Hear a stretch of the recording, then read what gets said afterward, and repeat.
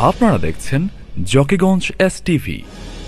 সিলেটে আনুষ্ঠানিকভাবে চতুর্থ প্রতিষ্ঠাবার্ষিকী পালন করেছে combined human rights world Sylhet জেলা শাখা।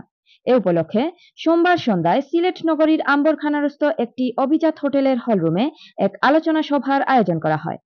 Combined human rights world Sylhet জেলা শাখার সভাপতি মারুফ বখতিয়ার চৌধুরী খুররমের সভাপতিত্বে ও যুগ্ম সাধারণ সম্পাদক হাফিজ শাহিদুর রহমানের পরিচালনায় শুরুতে পবিত্র কুরআন তেলাওয়াত করেন তথ্য ও প্রযুক্তি সম্পাদক মাজেদুল ইসলাম সাইদ।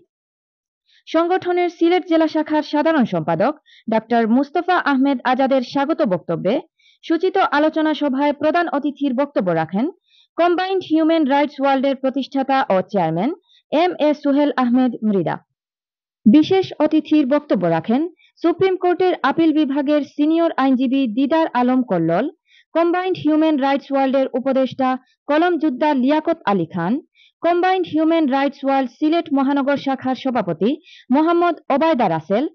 অন্যান্যদের মধ্যে বক্তব্য রাখেন সংগঠনের জেলা শাখার সহসভাপতি হাফিজ মাসুম আহমেদ দুদরচকি, অ্যাডভোকেট হুমায়ুন কবির, শহীদুর রহমান, মহানগর শাখার সাধারণ সম্পাদক মাহমুদুর রহমান মাসুম, জেলা শাখার সহ সাধারণ সম্পাদক এম রুহেল লস্কর, সাংগঠনিক সম্পাদক হাবিবুর রহমান, অর্থ সম্পাদক আজিজুর রহমান তাপাদার, শিক্ষা বিষয়ক সম্পাদক নুরুজ্জামান খান, মহিলা বিষয়ক সম্পাদিকা রুনা বেগম, আইন শৃঙ্খলা বিষয়ক সম্পাদক মোহাম্মদ কামাল উদ্দিন প্রমুখ।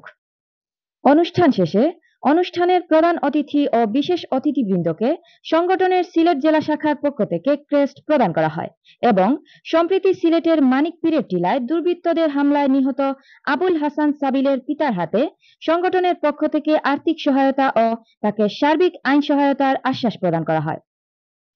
অনুষ্ঠানে বিশেষ অতিথির বক্তব্যে সুপ্রিম কোর্টের আপিল বিভাগের সিনিয়র আইনজীবী দিদার আলম কল্লুল বলেন, আইন বলছে একটা মানুষকে বিনা বিচারে আটক রাখা যাবে না, অথচ আমরা বিনা বিচারে বছরের পর বছর অনেক মানুষ আছে, নির্দোষ মানুষ জেলে আছে, পথে মরছে। সেক্ষেত্রে অনেক সংগঠন, অনেক ব্যক্তি এগিয়ে আসে, যারা খবর পায়, অনেক সাংবাদিক ভাইরা এই ক্ষেত্রে বলিষ্ঠ ভূমিকা পালন করে, তারাও চলে আসে। সুতরাং সবাই যদি আমরা সচেতন হই, সবাই যদি আমরা শিক্ষিত হই, মানবাধিকার প্রতিষ্ঠার আরেকটি পূর্ব শর্ত হচ্ছে আগে দেশ এবং জাতি শিক্ষিত হতে হবে। আমরা দেশের মানুষ যদি শিক্ষিত হয়, তার অধিকার সচেতন হয়, তাহলে মানবাধিকারের উন্নতি, পরিস্থিতির উন্নতি অনেক বেশি হবে। আমি সারা পৃথিবীর মানবাধিকার নিয়ে কথা বলবো না, এখানে ফিলিস্তিনের প্রসঙ্গ এসেছে, অবশ্যই এটা নিখারজনক। এসব বলতে গেলে মানে বুকটা ফেটে উঠে, যে এত নির্মম ভাবে, নৃশংসভাবে সারা পৃথিবীতে মানবাধিকারের লঙ্ঘন হচ্ছে। এসব নিয়ে আমাদের বিশ্ব মোড়লদের তেমন কোনো মাথা ব্যথা নেই। আমরা এইসব বলে শেষ করতে পারবো না। আমরা আমাদের দেশের মধ্যে সীমাবদ্ধ থাকি। আপনারা দেশ নিয়েই ভাবেন, দেশের মধ্যে আমাদের মানবাধিকার যেখানে লঙ্ঘন হবে, মানুষ নির্যাতিত হবে, নিপীড়িত হবে, নির্যাতিত হবে, সেক্ষেত্রে আপনারা সোচ্চার হবেন, প্রতিবাদী কণ্ঠে নিয়ে এগিয়ে আসবেন। একা না পারলে সবাইকে সম্মিলিতভাবে করবেন। একটা সংগঠন না হলে আরো 3টা মানবাধিকার, অনেক সংগঠন আছে বাংলাদেশে, মানবাধিকার সংগঠন সিলেটে মনে হয় 1 ডজন খানিক হবে আছে। সবাইকে নিয়ে আপনারা যারা মানবাধিকার সংগঠন আছেন, যারা, আমি একটা অনুরোধ করব, এই সিলেটের সব মানবাধিকার সংগঠনগুলোকে একত্রিত করে একটা অ্যাসোসিয়েশন করেন, তাহলে আপনাদের গলার জোর আরো অনেক বেড়ে যাবে। অর্থাৎ আপনারা একটা ঘটনা ঘটলো নির্মম, এই যে শুনলাম একটা ছেলেকে মেরে ফেললো বিনা বিচারে, কোনো কারণ ছাড়াই, তার বাবা এখানে উপস্থিত, ও যদি বিচার না পায়, আপনার 5টা মানবাধিকার সংগঠন একত্রিত হয়ে যদি সোচ্চার হন, প্রতিবাদী হন, তাহলে দেখবেন পুলিশ শুরু করে প্রশাসনের চটাম পড়ে গেছে, একদম সঙ্গে সঙ্গে কাজ হয়ে যাবে। প্রধান অতিথির বক্তব্যে কম্বাইন্ড হিউম্যান রাইটস ওয়ার্ল্ডের প্রতিষ্ঠাতা ও chairman M A Suhel Ahmed Mrida বলেন, করোনা কোভিডের আক্রান্ত হয়ে যখন বিশ্বের বড় বড় রাষ্ট্রগুলো, শক্তিশালী রাষ্ট্রগুলো যখন ক্ষতিগ্রস্ত হচ্ছে, তখনই চিন্তা আসছে যে কি করা যায় যদি এরকম আসে আমার দেশে। তখন চিন্তা করলাম যে একা করা তো আর সম্ভব না, 10-এর লাঠি 1-এর বুঝে একটি শব্দ আছে। তখনই চিন্তা করলাম যে একটি সংগঠন মাধ্যমে করলে কেমন হয়।